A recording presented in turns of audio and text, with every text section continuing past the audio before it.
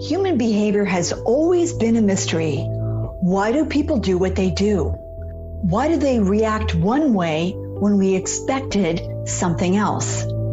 How do we learn to understand, connect with, enroll, engage, align with people most effectively?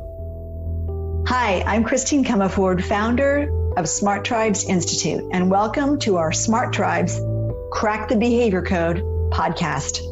In each episode, you'll learn practical, easy-to-use tools to better understand and change human behavior. These tools will help your team outperform, out-engage, outsell the competition. In other words, to become a smart tribe. Oh, and you'll find these tools super helpful in your personal life too. Let's go.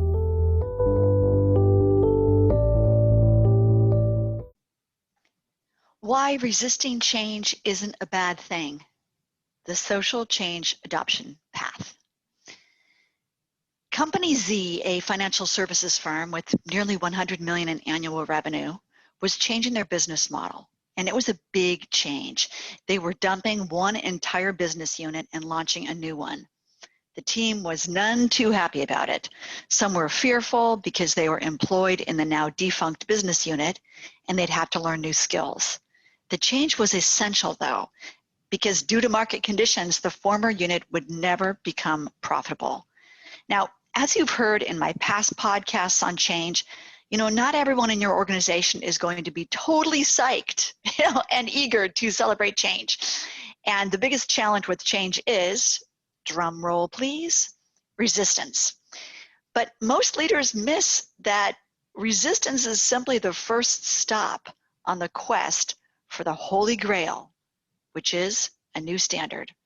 So from my work with hundreds of successful entrepreneurs, top executives, political leaders, I've learned that organizational change is a continuum. It's predictable, it can be guided, and here's how it works.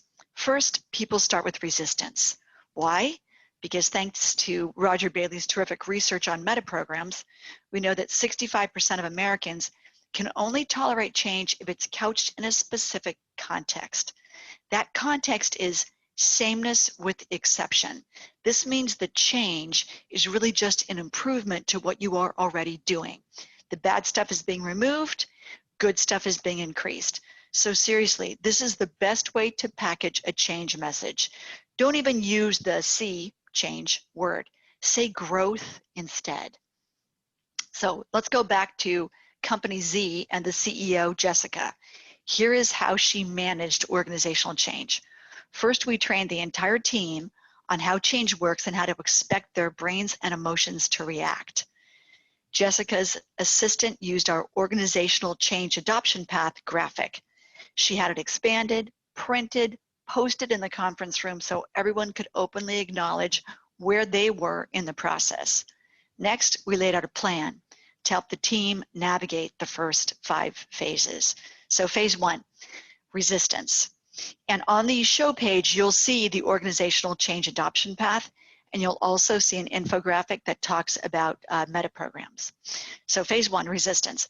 Now this phase can pass fairly quickly when the leader stresses the same with exception nature of the change. That's exactly what Jessica did. So all we're doing is taking away some annoying stuff and adding in some good stuff, right? It's still Coca-Cola, just the bad calories are gone, okay? It's still yummy Coke, we're just adding vanilla flavor, okay? Phase 2, mockery. I love this phase. It means that people have some emotional investment and they're past disinterest and resistance, and we can engage them now in telling us what they object to. So we acknowledged their concerns, we asked for their help in fixing what in the CEO's growth plan was so quote unquote lame in their opinion. And we asked for their agreement to follow the plan once the fixes were made. So when people mock, that's okay. Don't get thrown by it. Ask them what they object to. Ask them then if you fix whatever is possible for you to fix that they object to. If they'll try it, then you'll go to stage 3, which is usefulness. So the mockers, the people who mocked, worked through the revised plan with Jessica and us, and some even, gasp, acknowledged what parts of it were actually useful.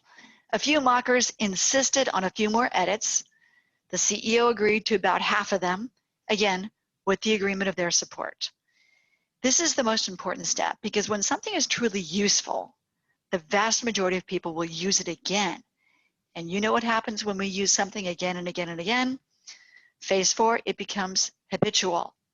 So now we've got the team members using something repeatedly, almost without thinking, which is great, which leads to the final phase, phase 5, the new standard.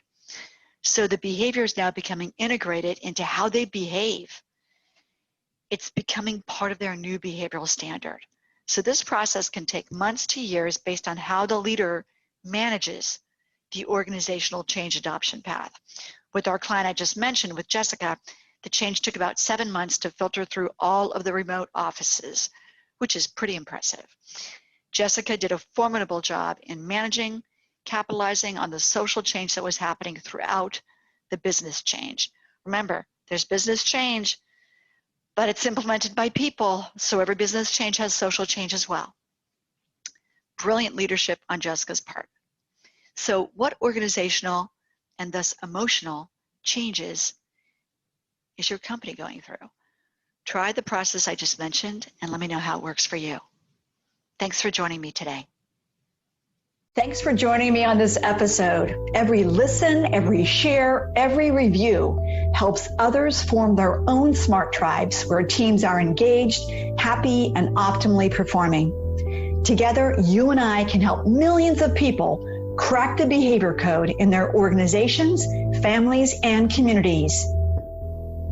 I invite you to take 2 minutes and head over to smarttribesinstitute.com to discover more about how to form a smart tribe. See you there, and please tell your friends.